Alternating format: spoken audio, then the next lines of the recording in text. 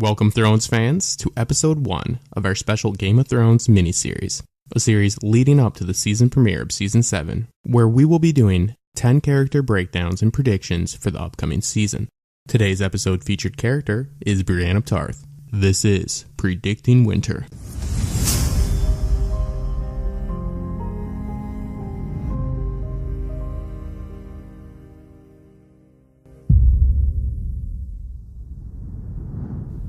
Brienne, as of now, is the only living character whom embodies what a true knight truly is. She values honor above all else. She is determined to keep all of her vows. She respects all life and wants to protect the weak. But ironically, Brienne can never be anointed a true Westerosi knight. Brienne, unfortunately, is despised for both being too much and not enough of a woman. She is not delicate enough, not beautiful enough, not passive enough for men to accept or respect her. Don't worry, not interested. But she still is, without question, female, and so can never be anything more than a joke to most warriors, to most men she meets. Her physical strength and fighting skill, traditionally male traits, are as much of a joke to them as they are a threat to them. It seems that Brienne just can't win. She is also considered to be an unattractive woman, more so in the books, but even with Gwendolyn Christie's well above average looks, she is still despised and mocked by almost everyone she encounters in the show as well. So Brienne has all the inner qualities of a storybook hero and none of the external qualities in a world where appearances and superficialities are all that seem to count. She is a woman who doesn't seem to fit anywhere in her world, especially after the death of Renly, who gave her comfort early in her life and later would give her a place at his side and trust to protect him, arguably over all others. Unfortunately, she wasn't prepared to protect Renly against the black magic that took his life. Brienne saw this without a doubt as the biggest failure of her life, but Renly wasn't the last to trust and appreciate Brienne.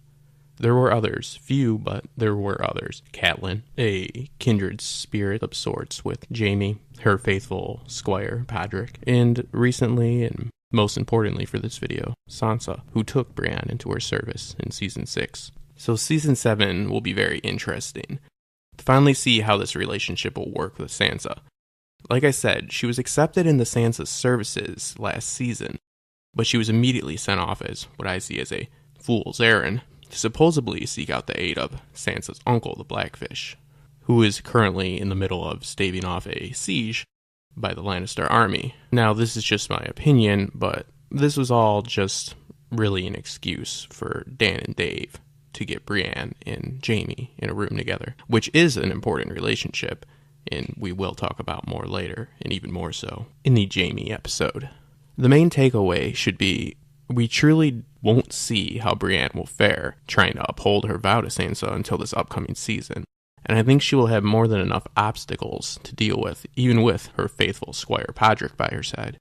In Season 7, I believe we'll be focusing on 3 major storylines, the first of which is the war between the living, of course referring to Dany's invasion and clash with the Crown's forces.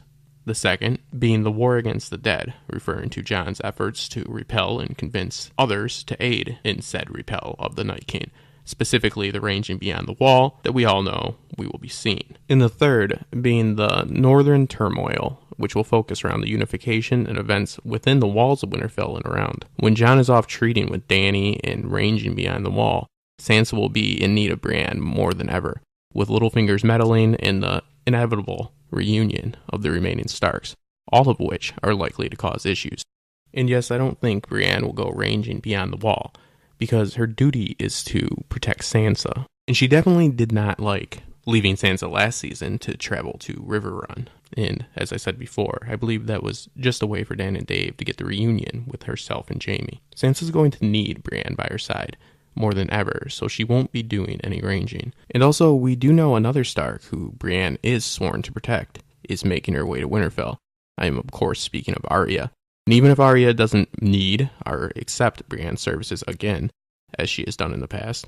Brienne is likely, at least in my opinion, and I'm curious to know your guys' opinion on this, if Brienne will continue, as I think, to try to provide her services to Arya even after a second refusal, if that is what is to happen, or take it as an acceptance of fulfilling her vows, because she didn't take Sansa's first refusal as an acceptance, but she did seem to take Arya's refusal for some reason. I would definitely like to see what you guys think about this. I think Brienne will try at least one more time to offer her services to Arya, or do you guys think that Brienne feels she has fulfilled her vow?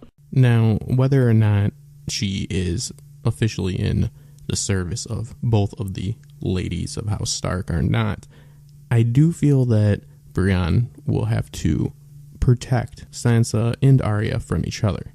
I did a video about this possibility before and got a decent amount of pushback on the issue of Arya and Sansa being at odds. Even suggested that one could be the cause of the other's demise. And I would like to remind everybody that it would be uncharacteristic for the sisters to actually get along and not be at each other's throats, not the other way around. I think that it's been a while since we've seen them together, so there's this false sense of sentiment between the two.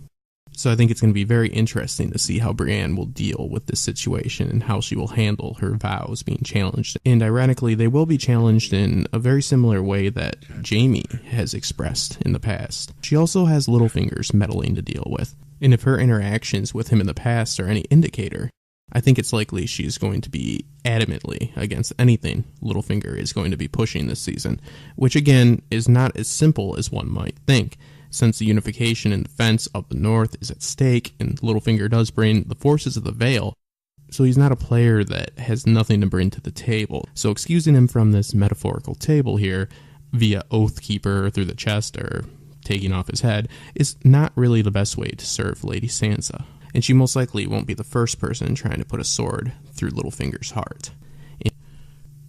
So in between the politics of the North, this means shoring up the houses that fought against the Starks in the Battle of the Bastards and preparing defenses when Jon is away, also dealing with inner family turmoil. I think the Brienne definitely has her hands full, especially since she's not going to be able to take a sword to all of these problems. I think it's going to be very intriguing and very interesting to see what Brienne brings to the table as far as politicking, an aspect that we have not seen yet from her.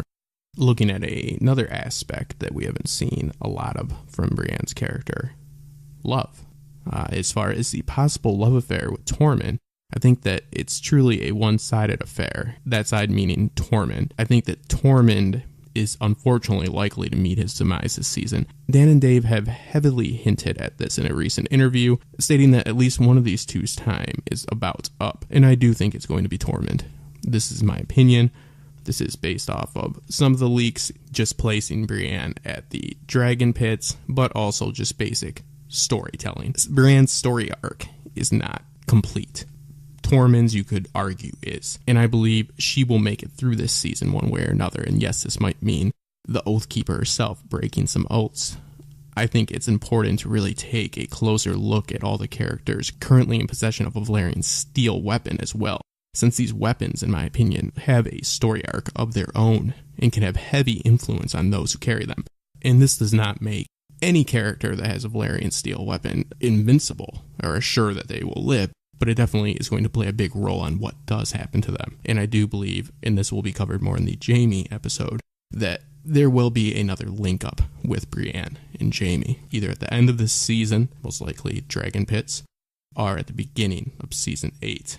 I believe the Oathkeeper will end up in the hands of one of them at the end, as I believe that their fates are tied together to a certain point, as well as the sword itself, Oathkeeper's fate being tied to both Jaime and Brienne. So that was it for Brienne, guys. I hope you guys enjoyed. I want to know your thoughts about how you think she's going to handle all these various situations that she's going to be in, or if you guys think that this is way off and you have your own theories.